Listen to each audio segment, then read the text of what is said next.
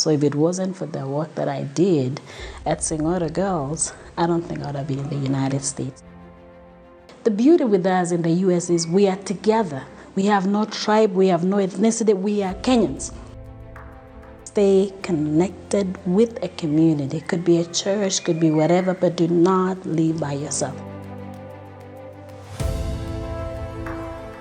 When that encounter happened where I was hurt, and this right here, and I ended up being in the emergency, I was in a coma.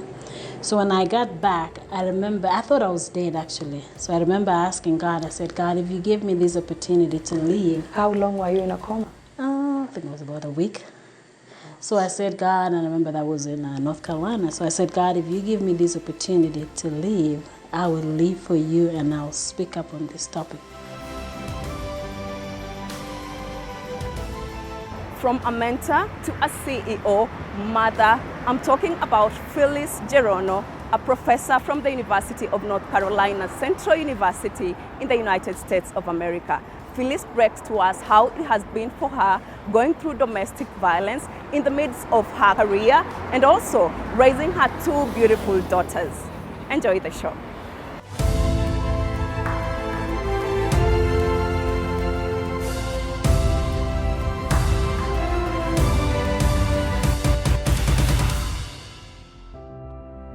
Jerono Phylis Rotich, a professor of kinesiology at the North Carolina Central University in the United States of America.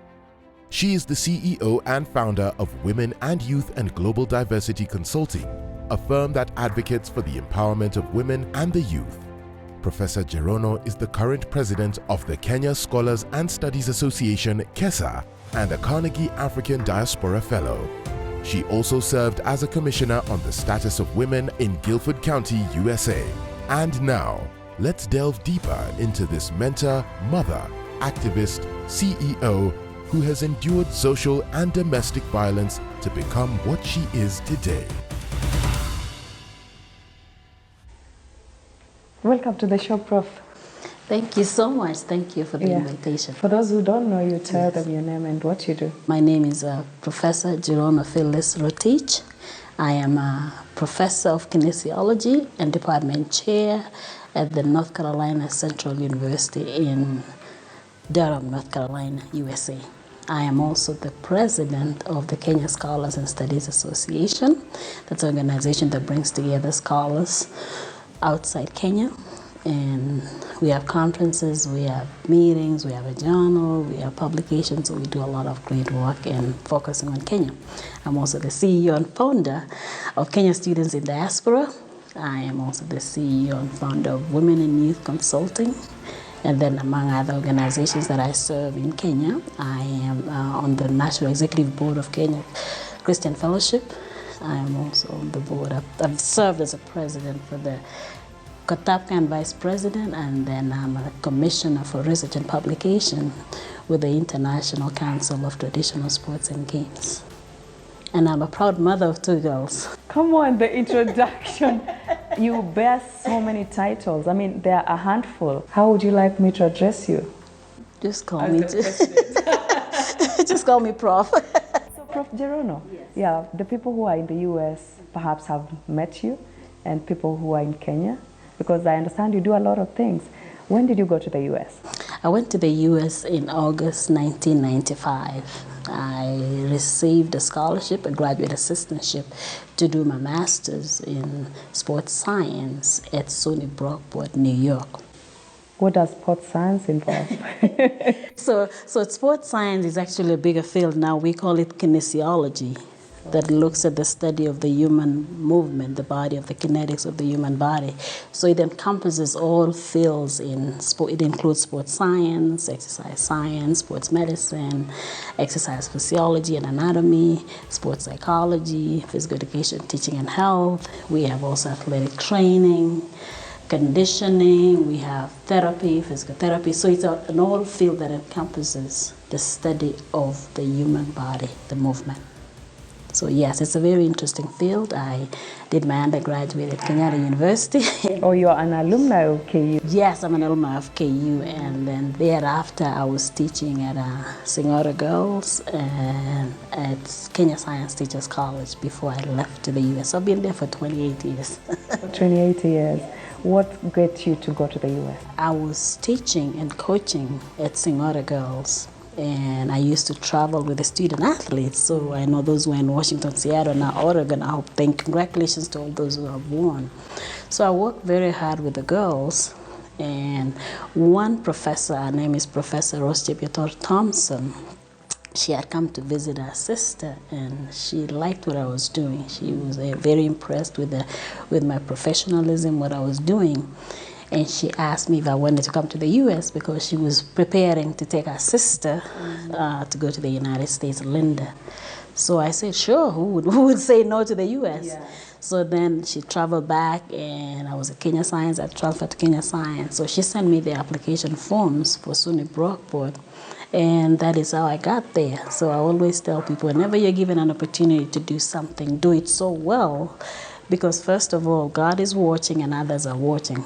So if it wasn't for the work that I did at Singora Girls, I don't think I would have been in the United States. So I do want to thank Professor Jerono Thompson for opening that opportunity for me, because I hadn't thought about it. When you set foot in the US, you just came from Singora Girls. What was that one thing that struck you? The culture. The culture was very different. And you know, I went to, you've been to the US, but I went to Brockport, that is near Rochester, near Canada. It was extremely cold.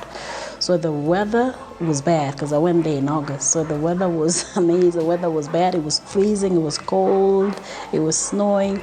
So the weather and the culture was extremely different. It was winter. It was winter. It was the beginning of winter. So the weather was a shock because it was cold, it was snowy, it was winter. I didn't have the appropriate dressing for the weather. And then the culture. It's predominantly white place. Upstate New York is white. So the culture was extremely different because there were very few people who looked like me. And then going to the class, the expectations were just different. I remember the first time I went there, the first day I went to class, because our classes were in the evening. I was a graduate assistant, so I was teaching during the day, and then I had to go to class at night. So the first night the professor gave us a 5-page assignment that has to be typed. I'm like, wait a minute, I don't even have a laptop. I don't even know how to type. So that was like, wait a minute, I think I'm at the wrong place. So it was just, but it was a big culture shock. It was a big transition, but I did it. Tell me about you being a mother of 2 kids, yes. 2 beautiful girls. They are all grown right now. When you went to the US then, how were they? How was it for you? So when I got my I-20, I thought I would travel with my daughter, who was at that time 1 year old. And the embassy did not allow me to travel with my child.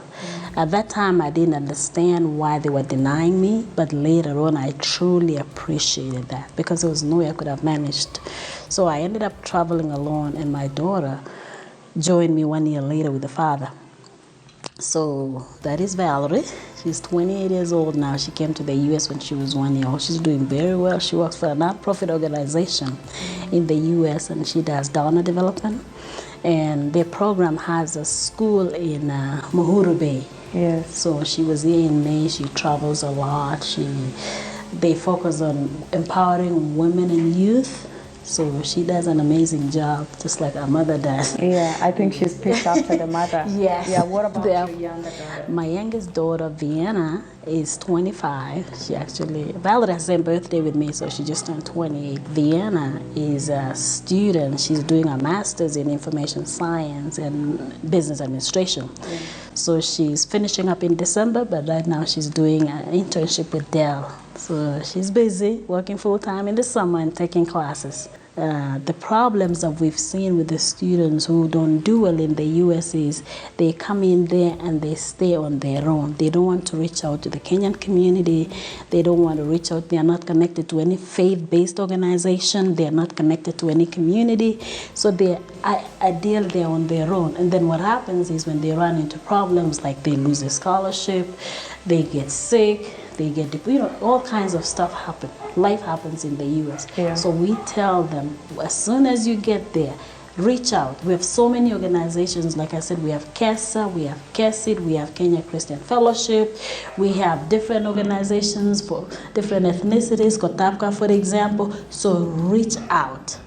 Reach out to them, reach out, go to church, be a member, be seen in your community, be present in your community, and don't live alone. In America, we call it social investment. You have to invest, you have to get connected with people, otherwise life can be difficult. Now that you raise social investment, there's this thing that keeps, coming up, especially when one of us gets to lose their loved ones, or we have loss of lives in America, and then we have to have the body brought back home. Are there any mechanisms that have been put in place? Because the last time I checked, it has been hectic and very, very expensive.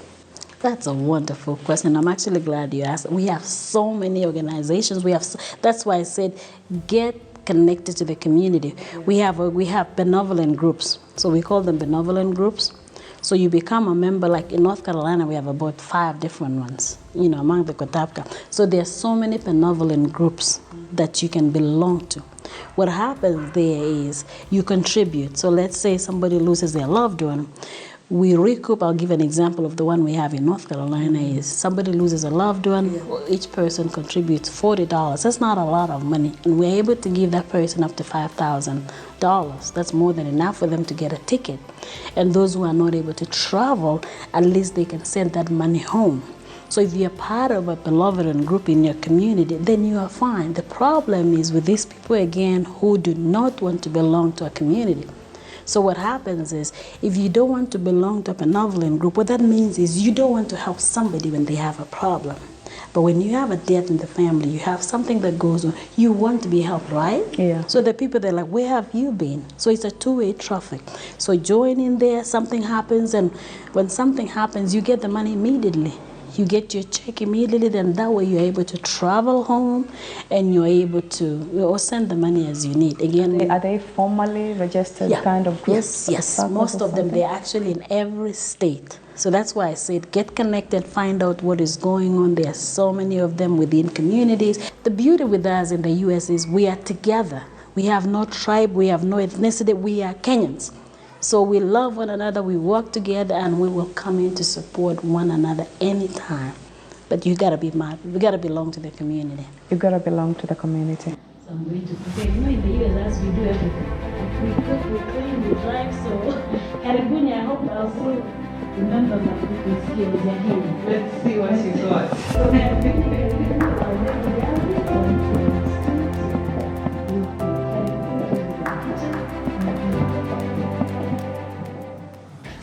Karibu jikoni. Thank you. So I hope you help me to make some nyama hapa hivi. Good. So we have. I love that. nyama. Wait a minute. Just hold for some time. Okay, good. Okay, good, perfect. So this is a little bit of what we do. In the US, Hatuna maid. We are the drivers, we are the maid, we do everything for ourselves. Yeah. So we're used to doing this. So we get up in the morning, we make breakfast, Yes. we come back, toa viatu, we go straight into the kitchen. Great. And now that you're talking about kupeleka watoto shule, go straight to the kitchen. Tell me about your personal life, Prof. So I am currently I'm a single mom. Yeah. Life happened. I went through some challenges, like violence, a few things here. But I looked at those as teachable moments. I learned a lot, and to me, when I went through all those stuff, it felt like I was knocked down, but I was not knocked out. Yeah. So I realized very quickly that I need to bounce back so that I can take care of my children.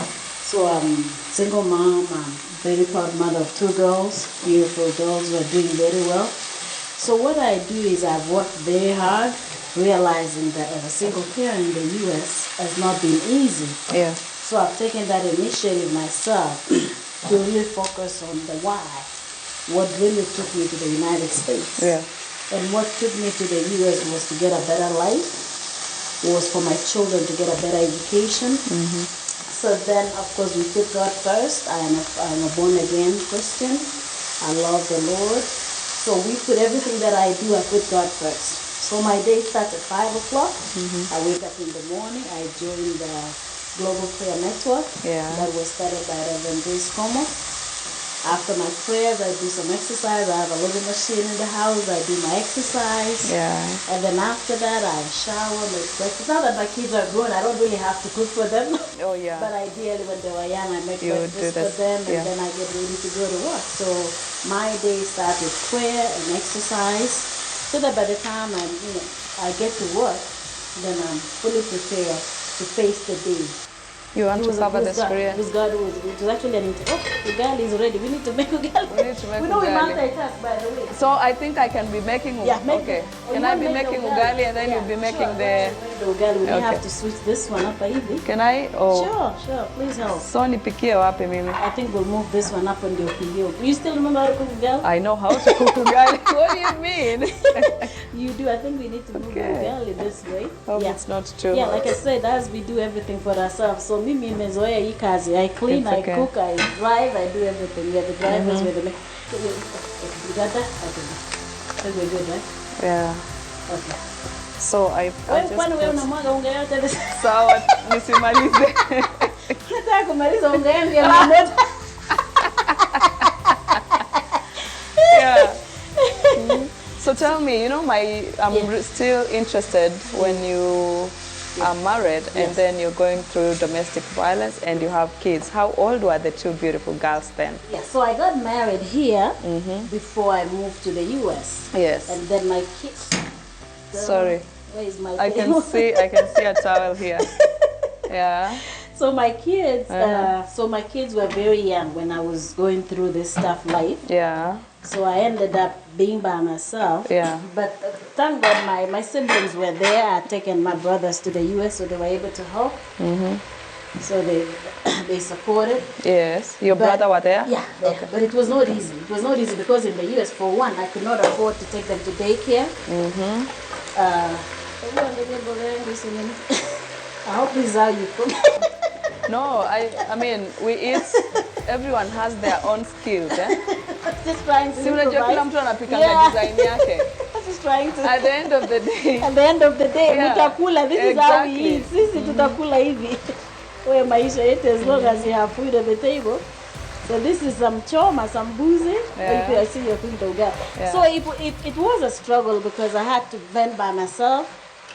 So I reached out to the church, really helped me. My friends and church members were really there to stand with me. Yeah. But also, like I said from the beginning, I have wonderful children who kind of figured out from an early age that their mother was struggling.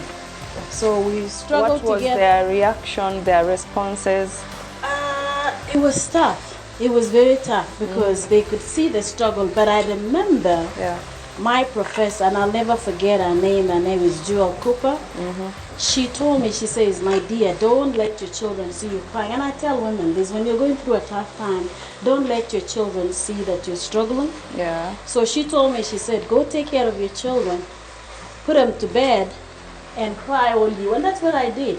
I used to have a hard face. Yeah. When they go to bed, I cry all I want to cry. And then by 5 o'clock, I wake up again and put up a tough face, a hard face. And so, and to all the single mothers and to all the single parents, wherever you are, I really applaud you. It is not easy being a father and a mother.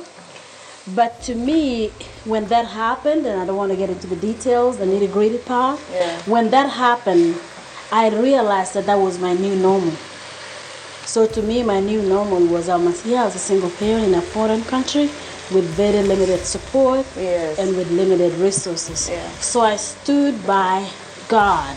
I really seek God, and I made time for my children. That's the beauty of the part is I sacrificed my sleep. So I made time for my children. I was there in school. I was there as a parent when they needed parents to be at school. I was there to do their homework. They never missed anything. They never lacked anything. So that is what I did. And you know, by the grace of God, I graduated. So my kids actually should get a PhD because we went to school with them. Yes. You know, I literally used to take them to class in the evening because I used to teach in the morning from 8 to 5 as a graduate assistant. But then at night, my classes were from 6 to 9. So I used to bring my kids during the day and then in the evening. Yeah. So 8 to 5. That is a hectic schedule. Everyone's idea na maji mboga with the chomeke. It's okay. Yeah. Okay, kidogo tu. Tuweke kasupu. Kasupu kidogo. Yeah, tuweke kasupu. Yeah, tuweke kasupu kidogo. Is this enough? You know, my kids used to love soup. So yeah, that should be enough kidogo. Yes. Tell me, what was that turning point for you? You know, umefika mwisho sasa. Yeah. So when that encounter happened where I was hurt and this right here, and I ended up being in the emergency. I was in a coma. So when I got back, I remember, I thought I was dead actually. So I remember asking God, I said, God, if you give me this opportunity to leave. How long were you in a coma? I think it was about a week. So I said, God, and I remember that was in North Carolina. So I said, God, if you give me this opportunity to leave, I will leave for you and I'll speak up on this topic. Because I went through abuse for a while, but it's this thing of unafungulia. Yes. You know, we get told, people tell you, you're trying to save face. Your marriage. You're trying to save your marriage, you're trying to save face, you don't want people to know that you're struggling, but you're suffering internally. It was so bad that I started developing thyroid problems. Oh, sorry. So I ended up, they ended up removing my thyroid. But I was suffering inside. I knew I was suffering inside. I knew the kids were not comfortable. So when I got out of there, actually, he had left. And that to me was, I'll never go back. I will never go back to marriage again. It has not been easy. It has not been easy. Karibuni, tuende tukule ugali. This is good. Ubaya sikuweka soup sasa, lakini this should be okay, right? Yeah, I think that should be good. That should be good. I think. So it has not been easy, but I have wonderful children. Yeah. Because like I said, in the U.S. we have no maids, we have no drivers, we have no one. You know, after school, when the child gets sick, they call you. You have to go and pick the children up. You have to go and take care of them. I hope ugali yangu. I hope. It looks so good. I said, now I'm gonna tukule kabisa. Okay, that it looks so. Kongoi missing, and next time tutapata mursik. I hope so. It's all the way from Kapkoi from Mama. So Mama tutalete mursik. And let's enjoy our meal as we continue the conversation. But yes, it has not been easy, but I love my girls. They're beautiful, beautiful young ladies. They love the Lord, they love people, and they love their mama, just like I love them.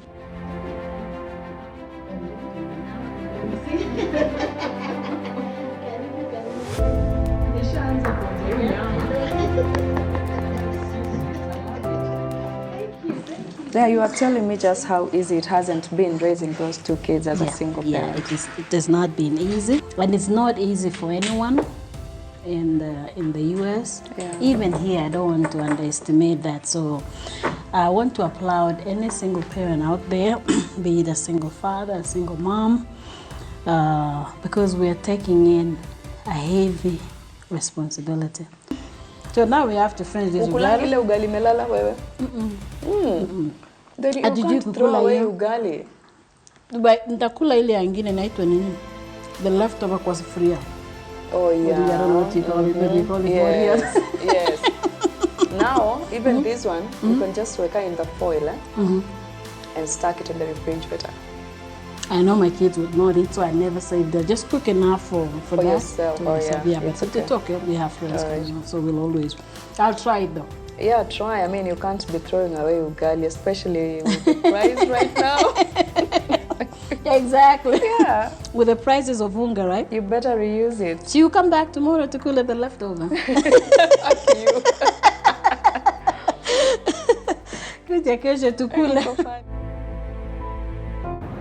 Unfortunately, we have to wrap up for today. I hope you enjoyed the show and the cooking that we just did. Remember, if you have a story with a global recognition, please don't hesitate to write to us through globetraction@standardmedia.co.ke or DM us on our social media platforms @globetraction.